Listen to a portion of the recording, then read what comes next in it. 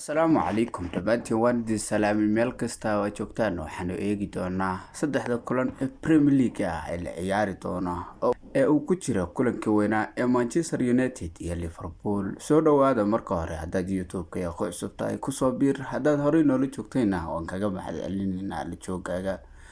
Aan ku horeyna Manchester United iyo Liverpool wax la sugaaba way imaadeen galabtii ayay soo gali doontaa shantii kulan ee ugu dambeysay labadan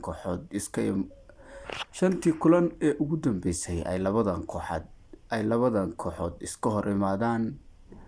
Liverpool laba kamid ah ayay badisay halka labo draw ay ku dhamaatay. Manchester Unitedna hal ay badisay. Wada xasuusana waa 7-0 oo aan ka xasuusanay kadib Anfield ever lagu galay markii laga soo laabtayna guriga Manchester United kulan FA Cup 4-3 Manchester United ayaa ku badisay. hase ahaatee Premier League 2-2 haddana Old Trafford lagu galay halka kulankii ugu dambeeyay 3-0 Liverpool ay ku adkaatay. Macalinka cusub iyo Erik ten Hag hadday maanta is hayaan dhanka kalena maanta waxay hayaan Feyenoord iyo Ajax, labadii macalin oo kala wadan jirtayna way haydaa. Liverpool iyo Manchester ay kala wadataa, Ajax iyo Feyenoord laba macalin kala wadatana way hayaan. Liverpool Premier League hadda waxay ka joogtaa kaalinta afraad taas oo 2 game soo badisay, 2 goolna ku soo adkaatay, 6 dhibcoodna wadata. Arne Slot weli lagama badin labadii kulan ee Premier League ugu horeysay. wareegii saddexaad Manchester ayuu la ciyaari doonaa. ogowna weli gool lagama dhalin labadii kulan, shabaqadiisa waa ilaashaday. halka Erik ten Hag labadii kulan ee uu soo ciyaaray Manchester United uu ku hayo kaalinta 13aad, 3 dhibcoodna uu leeyahay, wax goolana uusan lahayn, dhaliyay labana ay dhaliyeen. haddaba kulankan saadaalintiisa adiga ayaan ku weydiinayaa, maxaad ku saadaalinaysaa? Aniga ahaan Manchester galabta waa u baqayaa, walow aan ognahay kulanku inuu kulan weyn yahay, hase ahaatee Manchester aniga ahaan waa u baqayaa.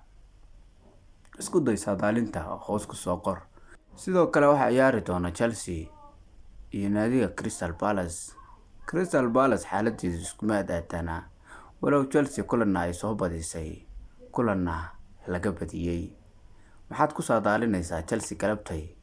aniga ahaan way soo badinaysaa waan isleeyahay, maadaama koox weyn tahay, 3 dhibcoodna ay leedahay. kulankan way is adkeyn doontaa oo way soo badin doontaa saan aniga qabo. adiga laakiin maxaad ku saadaalinaysaa? aan ku xijinay waxa ciyaari doona kulan ka xiiso badan waxaasoo dhan. kulanka weyn ee la ciyaari doona ka agdhow Newcastle iyo Tottenham. labadan kooxood innaba caadi maahan. Newcastle 5 game ee ugu dambeysay ay iska hor imaadaan 4 jeer oo kamid ah ayay badisay, halka Tottenham 1 game ay badisay. Tottenham labadii kulan ay soo ciyaartay 4 gool iyo 4 dhibcood ayay wadataa, halka Newcastle 4 gool iyo 1 gool ay wadato. adiga ahaan waxaad ku saadaalinaysaa kulankaas kale oo xiisihiisa wata? dhammaantiin waa mahadsantihiin. intaan haddaan nala soo gaartay muuqaalkan like saar, followna soo dheh. sidoo kale YouTube-ka haddaan naga daawanayso nagu soo biir oo ka mid noqo haweynta aan halkan ku saxiib.